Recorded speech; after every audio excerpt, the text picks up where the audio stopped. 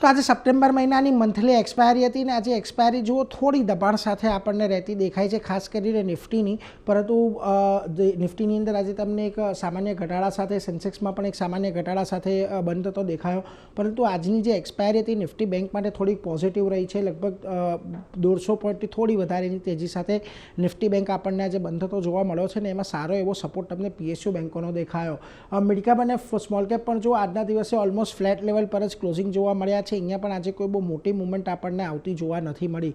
ખાસ કરીને કયા સેક્ટર આજના દિવસે સપોર્ટમાં રહ્યા, તો જેમ કહ્યું પીએસયુ બેંક આજના દિવસે એક સારી તેજી દર્શાવી, લગભગ 2% ઉછાળો આવ્યો.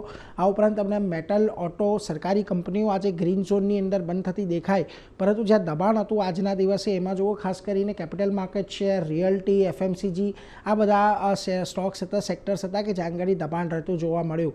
નિફ્ટીના ફ્રન્ટ પરથી આજે તમને જ્યાં તેજી જોવા મળી એમાં જુઓ જેએસડબલ્યુ સ્ટીલનું કાઉન્ટર હતું, લગભગ 2% વધ્યું. UltraTech cement, Tata motors, Adani ports આ બધી જગ્યાએ ખરીદી આપણને આવતી જોવા મળી. પરંતુ જે ઘટાડો હતો ત્યાં આગળ આજે જે નવો સ્ટોક ઇન્ક્લુડ થયો છે નિફ્ટી 50ની અંદર, ઇન્ટરગ્લોબ એવિએશન, એમાં જુઓ 2%નો ઘટાડો આવ્યો. આ ઉપરાંત આઈટીસી, ભારતીય એરટેલ, ટ્રેન્ટ જેવા કાઉન્ટર રહ્યા કે જ્યાં આગળ દબાણ સાથેનું કામકાજ જોવા મળ્યું.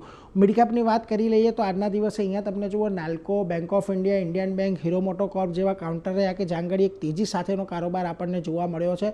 પરંતુ જ્યાં દબાણ રહ્યું ત્યાં આગળ જુઓ કેપીઆઈટી ટેકનું કાઉન્ટર તો લગભગ 8% જેટલો ઘટ્યો. આ ઉપરાંત તમને Hitachi Energy, Patanjali Foods, Godfrey Phillips જેવા કાઉન્ટર રહ્યા કે જ્યાં આગળ દબાણ આવ્યું. હવે આજના દિવસે આપણને 4 લિસ્ટિંગ પણ થતા જોવા મળ્યા.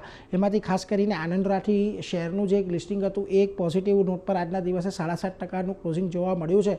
આ ઉપરાંત તમને ઝારો ઇન્સ્ટિટ્યૂટ, શેષાશાહી ટેકનોલોજી, સોલાર વર્લ્ડ એનર્જી આ બધા જે લિસ્ટિંગ થયા હતા એમાં એક દબાણ તરફી કારોબાર આજના દિવસે આપણને જોવા મળ્યો છે.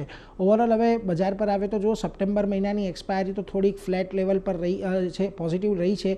પરંતુ ઓવરઓલ હવે અહીંયાથી ઓક્ટોબર માટે મત બનતો દેખાઈ રહ્યો છે કે જો અહીંયા 24,400 અને 24,900ના લેવલને ધ્યાને રાખવાના છે. જ્યાં સુધી આ બે રેન્જની બહાર નથી નીકળતી નિફ્ટી ત્યાં સુધી ઓક્ટોબરમાં પણ આપણને રેન્જ બાઉન્ડ કારોબાર જ જોવા મળી શકે છે.